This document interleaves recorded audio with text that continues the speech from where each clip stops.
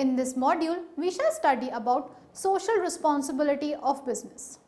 We do so many activities in our life which we do because our family and society expects us to do so. Same is expected of business also. Business is microcosm of society. As every business activity takes place within the boundaries of society, it makes use of the resources offered by the society. Business too has duty in return to look after the society's overall development. So all the activities performed by the business should be closely guarded so that they will not damage, rather they will safeguard and promote the development of the society. Business organizations are no longer viewed as private bodies free to pursue their profit maximization goal. They are expected to meet to the expectations of every section of the society. Managers and directors are held responsible for the harm done to the society. As organizations grow in size, their accountability also grows. The social responsibility of business is now referred to as corporate social responsibility (CSR), with CSR referring to the way that businesses are managed to bring about an overall positive impact on the communities, culture, societies and environments in which they operate. After studying this module, you shall be able to understand the social orientation of business and Indian social or business environment, learn the factors affecting social orientation of business, identify the responsibilities of business towards the different sections of the society, and critically examine the social involvement of business. Let us now understand the concept of social responsibility. Meaning of social responsibility. The operations of business have wide-ranging effects on many sections of society, some of which may not be connected in any way with the enterprise. The shareholders, the suppliers, the customers, the government, the neighborhood community and the society at large are affected by the enterprise. An enterprise must be responsive to their needs. The suggestion is that companies should undertake its social responsibility seriously and not exclusively pay devotion to maximizing profits. Social responsibility also means emerging businesses with a positive correlation to the society in which they operate. According to the International Organization for Standardization (ISO), this correlation to the society and environment in which they work is a critical factor in their ability to continue to operate effectively. It is also increasingly being used as a measure of their overall performance. As the usual form of business is corporate, the term in this context is used as corporate social responsibility. If the companies are really serious about pursuing corporate social responsibility, that is CSR, then it has to be implemented meaningfully by companies. The stakeholders affected by their business should also be consulted in defining what amount to their social responsibility. CSR is not about mere allocation of the money and fulfilling activities suggested by government. Being socially responsible means people and organization must behave ethically and with sensitivity towards social, cultural, economic and environmental issues. Continuous efforts in this direction help individuals, organizations and governments to have a positive impact on development, business and society. CSR gets reflected in a positive contribution to bottom line results, profit, people and planet. The social responsibility of an organization at a given point of time has a lot to do with the economic, legal, ethical and discretionary expectations of that society. Next, definition of social responsibility.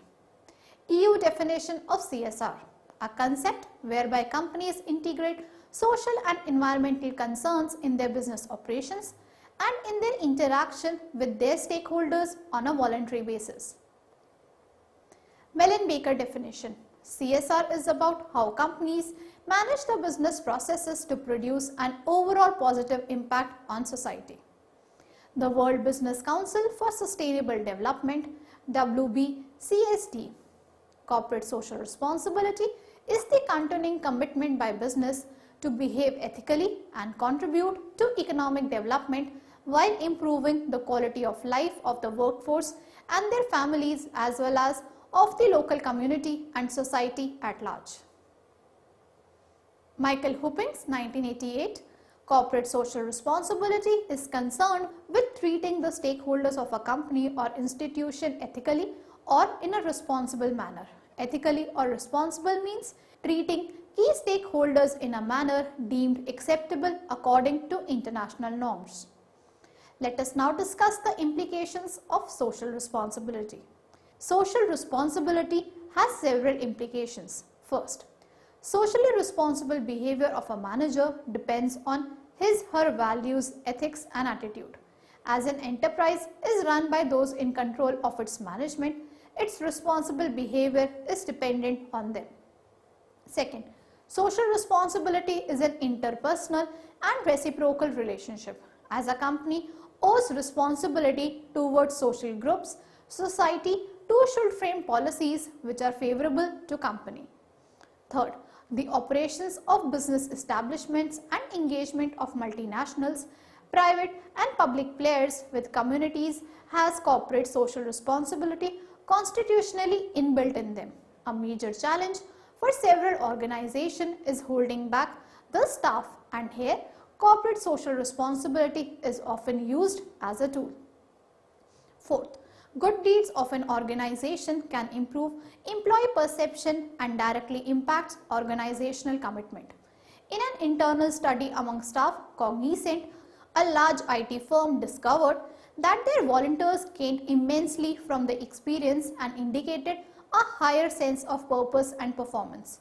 Thinking from the employee's point of view, positive deeds of the organization directly improves its image and hence the commitment and dedication of the employee towards the organization. Cognizant, a multinational IT firm, conducted an internal assessment among the staff and found out that the team attained great sense of achievement and experience. Fifth, social media is changing how responsible giving programs involve consumers and employees in newer and wide-reaching ways. With India home to the second largest number of Facebook users, it is no surprise to see organizations tap into the power of collective thinking, wisdom and collaboration to generate powerful messages and connect people to brands. A social media campaign called Power Light a Village by Garnier Men involves fans to electrify villages and improve lives. Sixth, the consumer's idealistic and humane concerns can become business restrictors if they are translated into strict actions. Under the Child Labor Free Consumer Act 1997 in the USA, it became mandatory to certify that the commodity was not a product of child labor. It prohibits development collaborations with the countries which support or allow child labor to continue in their land and also impose unlawful penalties for importers of such products. Let us now learn about the social orientation of business. Social orientation means a business perspective whereby a company operates in the best interest of the society as a whole. For example, a company that sells food items that are produced with techniques based on principles of ecology. The extent of social orientation varies a lot, which can be explained by social responsibility models. The social involvement too may change over a time period. Social orientation refers to the theory that explains why a person has particular behaviors, relationships and adaptations with other people and or society in general. Also referred to as social dominance orientation, in some disciplines, professionals use this theory to predict behaviors, particularly with intergroup attitudes and behaviors. Carroll's model. Archie B. Carroll defines corporate social responsibility as the entire range of obligations business has towards the society. He proposed the three-dimensional model of corporate performance. It is important to pursue economic activities in a manner which maximizes profit with optimum efficiency. It is important to earn profit in a way which is not based on dishonest competition. It should be of good quality and which supports sustainable development. Legal responsibilities are also very important because company has to comply within legal framework. It has to be a law-abiding citizen. Ethical responsibilities are responsibilities of business based on moral standards or values of the society. Philanthropic or discretionary activities are important because it is important to perform activities according to expectations of society. Managers and employees must participate in voluntary development of local community. Carroll presented the different categories of corporate social responsibility in the form of a pyramid. Economic responsibility is at the lowest level, legal responsibility at the second lowest, ethical responsibility at the next higher level, and finally philanthropic responsibility at the highest level. Next, E-Halal's return on resources model. Though there was general acceptance for the concept of stakeholder management, but its main theory of balancing interest was predominantly abundant during the 1990s as companies favored shareholders' profit maximization interest rather than the balanced treatment proposed by stakeholder theory. Logically too, it is difficult to ignore and there is not enough incentive to do otherwise. Conventionally, managers don't view looking after other stakeholders as economic value and competitive advantage to the firm. Rather, they consider them only in terms of morality, ethics, and social responsibility. This model presents an economic theory of the firm and supporting evidence that reconcile the conflict between profitability and responsibility. Other stakeholders and managers work together for their own benefit to increase earnings of the corporate rather than just being passive recipients of responsible treatment. Thus, the integration of stakeholders results into a new role of corporate community, the wealth creating role. Profitability and social responsibility are often considered opposite to each other, as each caters to opposite halves of the corporation's sphere. They tend to neglect relationships between these two crucial proportions. Management and governance thus become a zero-sum game. As economic consideration is must essential for survival, social consideration takes a backseat. In an attempt to clear up this confusion, this model examines the various elements that make up the relationship between stakeholders and the corporation. Conflict resolution indicates how destructive tools can be avoided. Equity theory explains why social responsibility may produce commensurate financial benefits. Economics points out the need to compete for stakeholder resources. Political science describes how coalitions among management and stakeholders gain mutual commitment, and organizational learning, knowledge and dialogue explain how stakeholder collaboration can produce creative strategies that benefit all parties. Next is extent of involvement in social orientation. On the basis of the extent of social orientation and involvement of companies in social responsibilities, the following categories have been observed. Antisocial.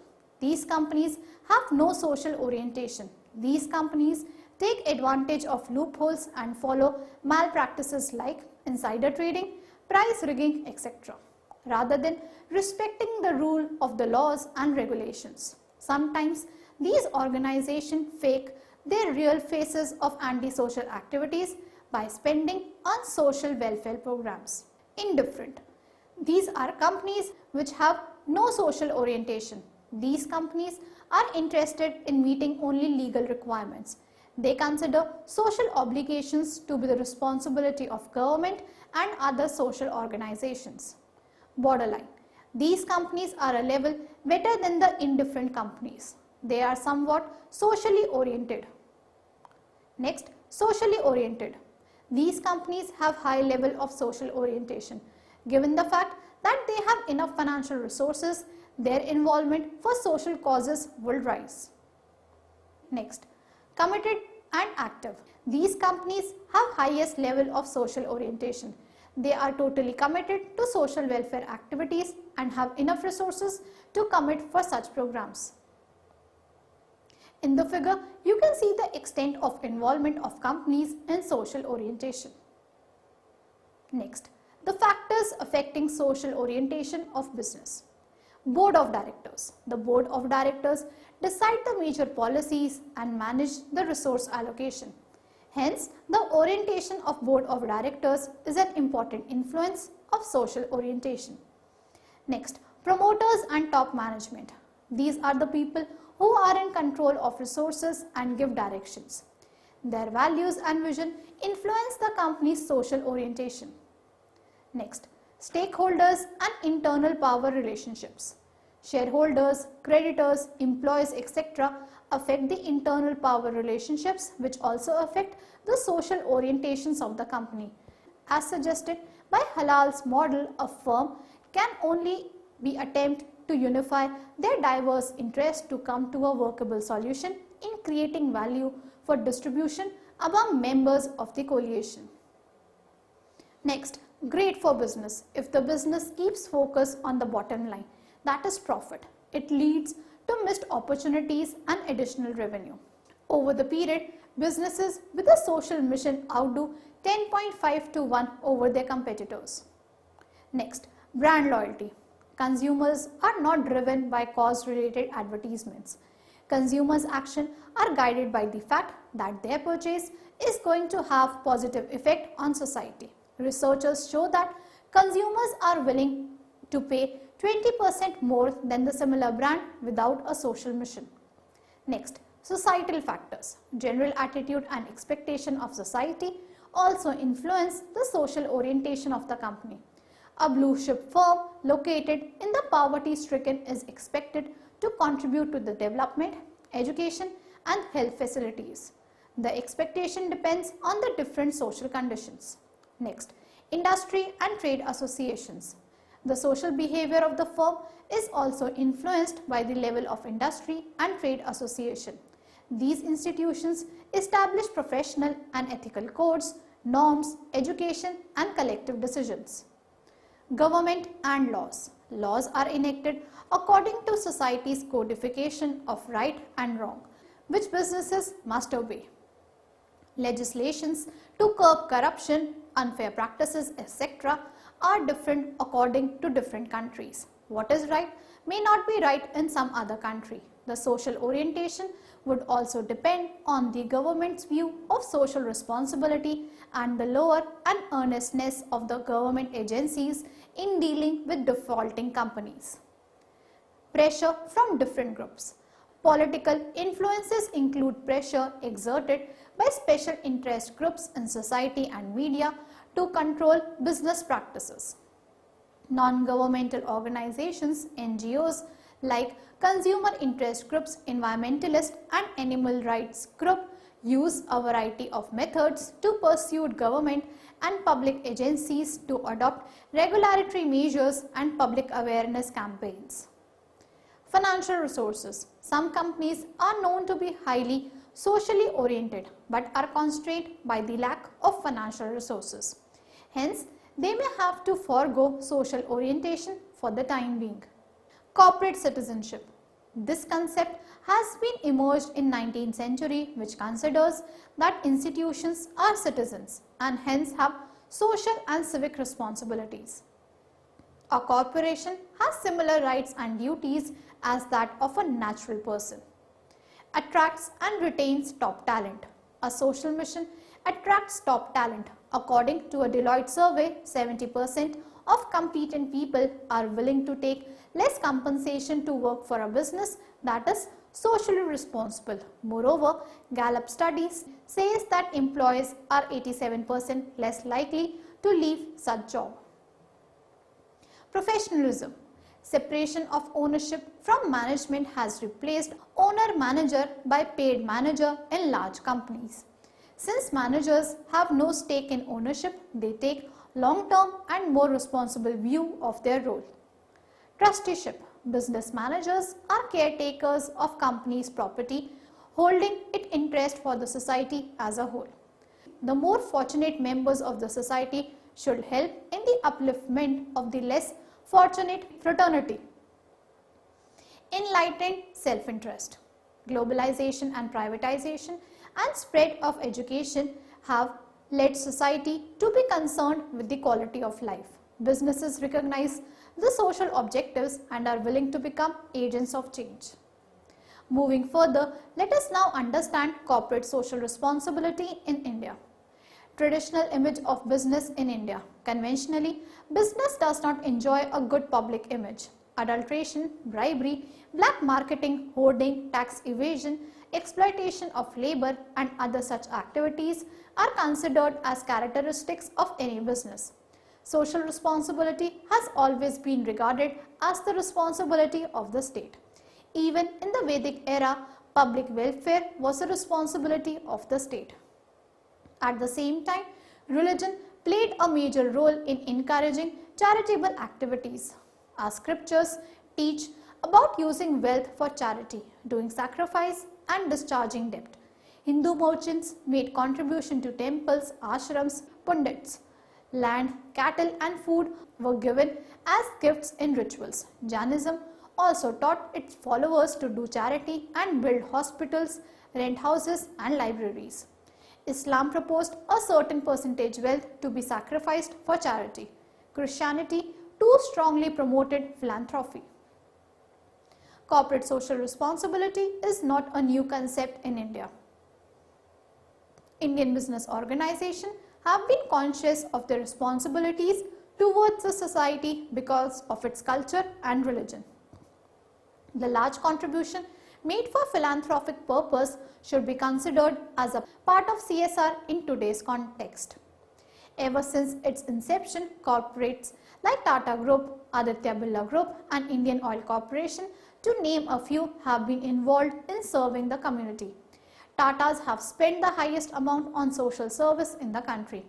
They have been spending on rural development, community health, education and women empowerment. Next, Indian corporate doing CSR. For example, a more comprehensive method of development is adopted by some corporations such as Bharat Petroleum Corporation Limited, Maruti Suzuki India Limited and Hindustan Unilever Limited. Provision of improved medical and sanitation facilities, building schools and houses and empowering the villagers in process of making them more self-reliant by providing vocational training and providing knowledge of business operations are facilities that these corporations focus on. On the other hand, the CSR programs of corporations like GlaxoSmithKline Pharmaceuticals focus on the health aspect of the community. Various other companies and industries have contributed in promoting CSR. ITC Group has initiated e-Choppers and presented its first corporate sustainability report in 2002. Tata Energy Research Institute is well known for environment advocacy and conservation. Aditya Birla Group has been helping disabled people. Reliance Industries Limited contribution to the community are in areas of health, education, infrastructure development, drinking water, improving village infrastructure, construction of schools, etc. Environment, effluent treatment, tree plantation, treatment of hazardous waste, relief and assistance in the event of a natural disaster, and miscellaneous activities such as contribution to other social development organizations, etc. CSR, a coordinated movement. Also, corporate increasingly join hands with non-government organizations, NGOs, and use their expertise in devising programs which address wider social problems. For example, a lot of work is being undertaken to rebuild the lives of the tsunami affected victims. This is exclusively undertaken by SAP India in partnership with Home Foundation, an NGO that focuses mainly on bringing about improvement in the lives of the poor and needy. SAP Labs Center of Hope in Bangalore was started by this venture, which looks after the food, clothing, shelter and medical care of street children. Next, the roles of some of the organizations doing CSR in India. The roles of some of the organizations doing CSR in India are following. Confederation of Indian Industry (CII). CII has set up Social Infrastructure Development Council in 1995. The objective of SIDC are to promote industrial growth, economic reform, holistic community development, better corporate development and empowerment of business. Next, Federation of Indian Chamber of Commerce and Industry (FICCI). FICCI has instituted CSR award, which is for best practices of Indian companies. The companies recognized by FICCI in the last decade include Tata, Canara Bank, Ambuja Cements, SAIL, etc. Next, Solution Delivery Center SDC Partners. SDC works in partnership with Government of India. It has also signed MOU with state governments, UNDP, UNESCO, WHO for development in the area of education, health, etc. Next, Indian Partnership Forum IPF. CII and UNDP have set up the Indian Partnership Forum to promote CSR. Through this, it insists on companies to sign Global Compact (GC). The Ministry of Corporate Affairs prepared a set of voluntary guidelines in 2009 which indicate some of the core elements that businesses need to focus on. Next, provisions of the Companies Act 2013 for CSR. Under this act, any company having a net worth of rupees 500 crore or more or a turnover of rupees 1000 crore or more or a net profit of rupees 5 crore or more should mandatory spend 2% of their net profits pre-fiscal on CSR activities. They will have to constitute a corporate social responsibility committee of the board consisting of 3 or more directors, out of which at least one director shall be an independent director. If they are not able to spend 2% of the average net profits in pursuance of the corporate social responsibility policy, the board shall in its report specify the reasons for not spending the amount. Let us now understand the responsibility of business towards various stakeholders. Increase the profits. Nobel Prize winner economist Milton Friedman wrote in 1970 that there is only one responsibility of business, and that is to increase its profit, assuming an honest and open marketplace. And those who were disagreed with this assertion were preaching pure and adulterated socialism as per the opinion of Friedman. Next, put the customers first. Although profits are indeed the core element of running a business, but the modern businesses must create value for all of its constituents. It has been seen that successful companies like Tata have put their customers on priority. It may not ensure more profits, but it does ensure that customer happiness is an end in itself, which leads to greater customer loyalty. The case for shared value. The shared value model does not redistribute wealth. Instead, shared value refers to business and society working together to increase profits and improve society at the same time, according to January 2011 businessethics.com article. In this new model, the business achieves economic success because it addresses society's needs and challenges. Although the framework for the shared value business model isn't yet clear, ideally, the betterment of society should be at the core of the business beliefs. Shareholder versus society. When the company grows, the stakeholders who are funding the operation should earn a greater return on their investment. Much like a shark, a company must move forward. If it does not, it dies, taking employees and stakeholders along with it. Let us now study the critical appraisal of social responsibility of business. Ethical and discretionary responsibilities of a business firm are listed in the order of priority. First, a business has to satisfy its economic responsibilities, followed by fulfilling legal responsibilities in order to survive in the market. Only then it can think about or focus on purely voluntary actions pertaining to ethical consideration.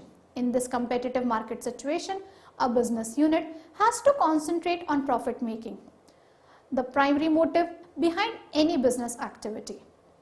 Sometimes businesses are criticized for having profit maximizing objective, but a business unit cannot fulfill its social commitment if it is not economically sound. However, it is easier said than done. You cannot hit the bullseye at the very first attempt. A firm has to become economically stable first, only then it integrates social commitment in its agenda. Next, arguments for social responsibility. Public image. Socially responsible firms gain more customers and employees feel proud to work for such organizations. Next, handling the government regulations with ease. Government is a massive institution with long arms. It seeks to regulate business in public interest. Before government stretches its long arms, business persons should discharge their obligations to society. Next, business is resourceful. With a pool of resources such as capital, labor and expertise, business is in a better position to tackle social problems and work for social goals. Next, let business try. It is that many other institutions have failed in handling social problems. So why should not a business enterprise handle social problems? Next, prevention is better than cure. Social problems have to be handled by the management at some point of time or the other. Problems with labor unions should be handled in a diplomatic way so that they will not develop into serious social breakdown that consumes most of the management's time. Next, as a token of gratitude, business units benefit from society based on the commonly accepted principle that one owes debt of gratitude towards those who benefits us. The corporation have debts that it owes to society. Next is arguments against social responsibility. Profit maximization is the ultimate goal. Businesses are sometimes criticized for having profit maximization as their goal. Since business operates in a world of poverty and hunger, the economic efficiency of business is a matter of priority and should be the sole mission of business. Next, society has to pay the cost. The cost of social responsibility is passed on to the customer vis-a-vis society in the form of increased prices. And the question arises, can society bear these additional costs? Let us now recapitulate what we have learned so far. Social responsibility entails developing businesses with a positive relationship to the society which they operate in. Social orientation follows the theoretical models explained by R.G.B. Carroll and E. Halal, which explains why a person has particular behavior, relationships and adaptations with other people and or society in general. Thank you.